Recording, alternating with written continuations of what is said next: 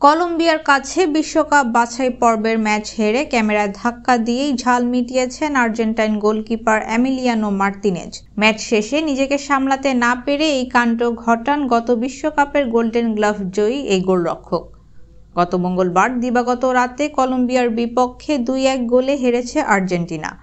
আর ম্যাচের পর মেজাজ হারিয়ে ক্যামেরায় আঘাত করে বসেন মার্তিনেজ। সেই ভিডিও এখন সোশ্যাল মিডিয়ায় ভাইরাল। ঘটনাটি ঘটে ম্যাচের শেষের দিকে। 2-1 গোলে হারের পর মার্তিনেজ তখন কলম্বিয়ার কয়েকজন ফুটবলারের সঙ্গে সৌজন্যমূলকভাবে হাত মিলিয়ে ফিরছিলেন।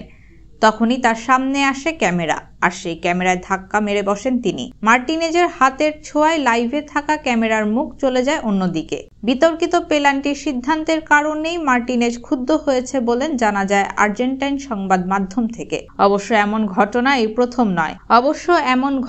এই প্রথম নয়। এর আগে গত বছরের নভেম্বরে ব্রাজিলের বিপক্ষে ম্যাচে বেশ কয়েকজন নিরাপত্তা কর্মীদের ওপর চড়াও হয়েছিলেন তিনি। সব মিলিয়ে মাঠের পারফরম্যান্সে যতটা দ্যুতি ছড়ান, ঠিক ততটাই মাঠের বাইরে নানা বিতর্কিত কর্মকাণ্ডে জড়িয়ে সমালোচনার জন্ম দেন তিনি।